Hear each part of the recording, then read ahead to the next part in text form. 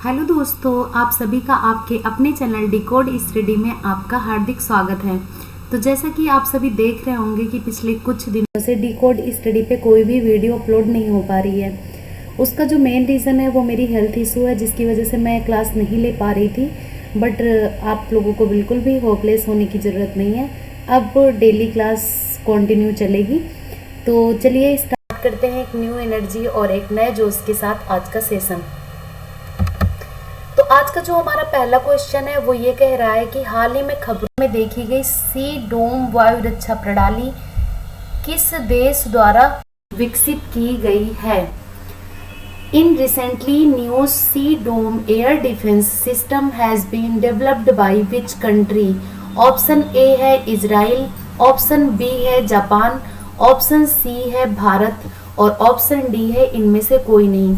तो इसका जो राइट आंसर वो है ऑप्शन ए, यानी कि इजराइल द्वारा जो है ये सी डोम वायु रक्षा प्रणाली शुरू की गई है। अब थोड़ा सा जान लेते हैं कि सी डोम एयर डिफेंस सिस्टम क्या होता है।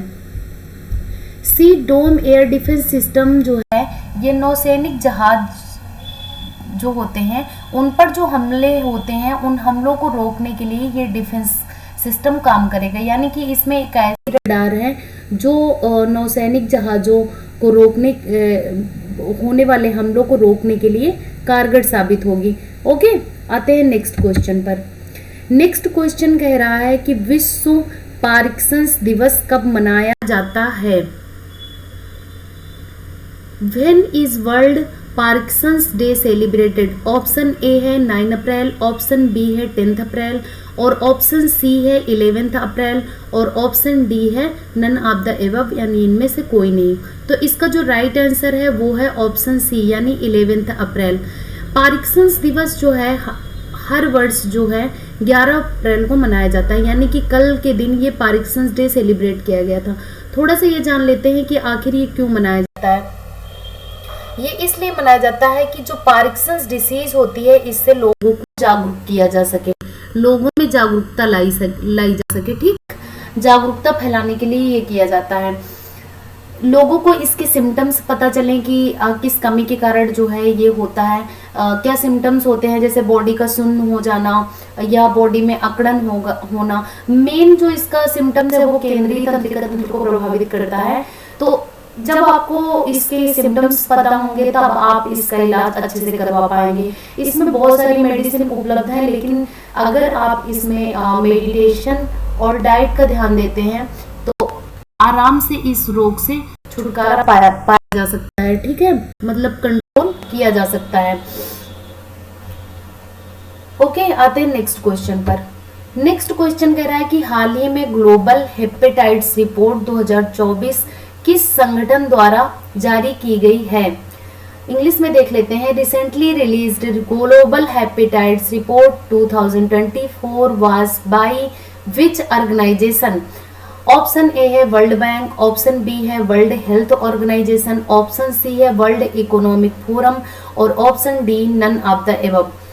अगर आप लोग इसको न्यूज़पेपर या कहीं पर भी पढ़े होंगे तो आप इसका आंसर इजीली कर सकते हैं, क्योंकि इसका जो राइट आंसर है वो है ऑप्शन बी, यानी वर्ल्ड हेल्थ ऑर्गेनाइजेशन। क्योंकि विश्व में जितनी भी डिसीज होते हैं, जितने भी रोग होते हैं, उनसे संबंधित अगर कोई रिपोर्ट आती है तो वो विश्व स्वास्थ्य संगठन के द्वारा ही जारी की जाती है। तो एग्जाम में देखने को हमेशा ये पैटर्न मिल रहा है कि जो है रिपोर्ट में किस संगठन या किस संस्था द्वारा जारी की जाती है ये पूछा ही जाता है। तो ये बहुत ही इंपॉर्टेंट क्वेश्चन है। अब यहाँ पर क्या होता है कि मैंने ऐसा World Bank, World Health Organization या वर्ल्ड इकोनॉमिक फोरम इस तरीके के ऑप्शन रखने का जो मेरा उद्देश्य था वो यही है कि जब बहुत सरल क्वेश्चन एग्जाम में आता है तो कुछ सिली मिस्टेक जो है बच्चे करने के चांसेस बच्चों में ज़्यादा होते हैं। क्योंकि आपने देखा World Bank, World Health Organization, World Economic Forum, तो आप कहीं ना कहीं जब है आंसर टिक करोगे OMR फिल करते टाइम बच्चा गलती कर सकता है, क्योंकि उसने देखा कि वर्ल्ड वर्ल्ड वर्ल्ड तो क्या पता ए कर दिया, सी कर दिया, बी ना करके। तो ऐसे सिली मिस्टेक जो है ना हो, तो इस तरीके के ऑप्शन मैंने रखे। ओके, आते हैं नेक्स्ट क्वेश्चन पर। नेक्स्ट क्वेश्चन कह रहा है कि पीटर हिक्स जिनका हाल ही में निधन हो गया है को किस शोध के लिए नोबेल पुरस्कार मिला था? Peter Higgs who passed away recently received the Nobel prize for which research? Option A है कार्बन की खोज के लिए, ऑप्शन बी है ब्लैक होल की खोज के लिए, ऑप्शन सी है गॉड पार्टिकल की खोज के लिए, ऑप्शन डी है इनमें से कोई नहीं। तो इसका जो राइट आंसर है वो है ऑप्शन सी, यानी इनको जो है गॉड पार्टिकल की खोज के लिए जो है नोबेल प्राइज मिला था। अब एक और बात जान लेते हैं यहाँ पर कि नोबेल प्राइज जो है इनको 2013 में मिला था।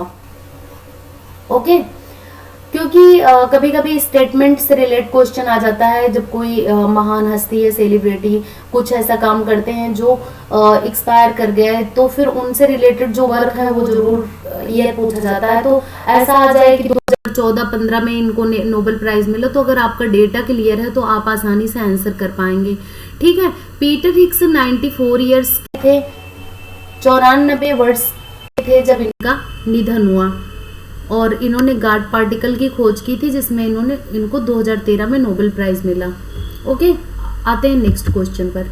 नेक्स्ट क्वेश्चन कह रहा है कि हाल ही में टेल वैली वन्यजीव अभ्यारण्य में खोजी गई नेप्टिस फिलियारा किस प्रजाति से संबंधित है? Neptis philyra recently discovered in the Tale valley wild life sanctuary belong to which species? Option A है बटरफ्लाई, ऑप्शन बी है लिजार्ड, ऑप्शन सी है स्क्वायरल और ऑप्शन डी है नन ऑफ द एबव। तो इसका जो राइट आंसर है वो है butterfly, option A is right answer. यानी कि जो स्पीसीज है नेप्टिस फिलियारा ये बटरफ्लाई प्रजाति से संबंधित है। ओके, अब थोड़ा सा इसके बारे में जान लेते हैं कि Talle valley wild life Sanctuary कहाँ है। जैसा कि आप लोगों को नाम से लग रहा होगा कि भाई ये टेल वैली वैसा कुछ नाम है तो किसी अदर कंट्री का होगा ये वाइल्ड लाइफ सेंचुरी, लेकिन ऐसा बिल्कुल नहीं है, ये अपने भारत देश में ही है।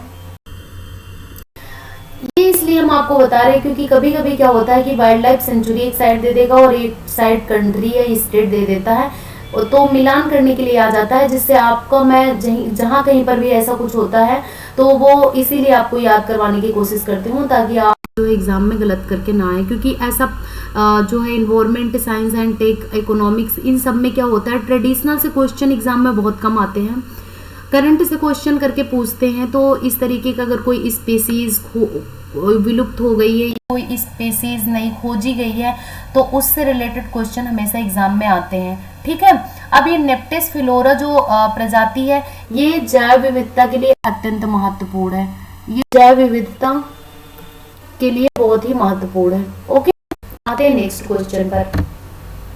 नेक्स्ट क्वेश्चन कह रहा है कि विश्व होम्योपैथिक दिवस कब मनाया जाता है?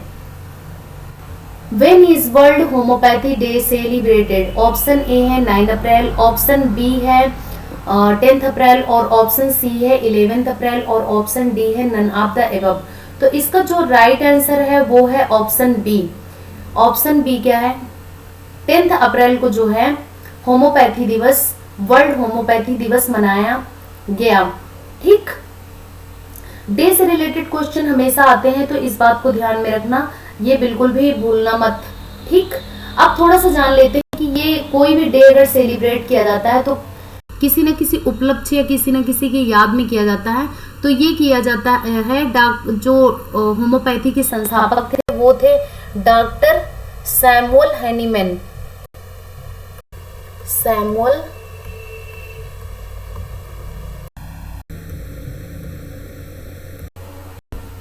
सैमुअल हनीमैन जो थे ये संस्थापक थे होम्योपैथी के, तो इन्हीं के याद में जो है ये मनाया जाता है, हर प्रतिवर्ष 10 अप्रैल को मनाया जाता है। अब दूसरी चीज एक और आपको याद रखनी है कि इसकी थीम क्या है, क्योंकि कभी कभी एग्जाम में क्या होता है डे ना पूछ के थीम पूछ लेता है। तो थीम इसकी है एक स्वास्थ्य एक परिवार। एक स्वास्थ्य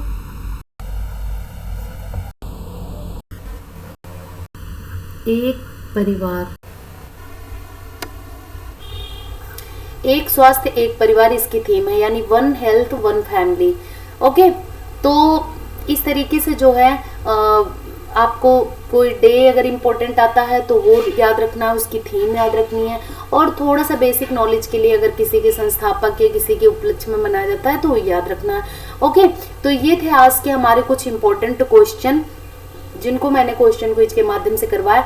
आई होप आप लोगों को काफ़ी हेल्पफुल लगेंगे, और मेरी हमेशा यही कोशिश रहेगी कि आप लोगों तक अच्छा कंटेंट पहुँचे जो एग्ज़ाम के पर्सपेक्टिव से बहुत ही इम्पोर्टेंट हो, और कोई लेंदी वीडियो हमारी ना बन पाए कि अननेसेसरी चीज़ें डालने का कोई मतलब नहीं होता है, जो बिल्कुल भी एग्ज़ाम में ना आए। और आप लोगों का सपोर्ट बहुत हमारे लिए ज़रूरी है, क्योंकि आपका अपना चैनल है और आप अपने चैनल को सपोर्ट कीजिए, क्योंकि आप जितना सपोर्ट करेंगे उतना ही हमारे लिए मोटिवेशन होगा और हम उससे मोटिवेट होकर काफ़ी अच्छा प्रयास करेंगे। तो ज़्यादा से ज़्यादा आप लोग डिकोड स्टडी चैनल को लाइक, शेयर एंड सब्सक्राइब कीजिए। और thank you so much all of you. मिलते हैं न्यू वीडियो, न्यू एनर्जी और न्यू जोश के साथ। Thank you.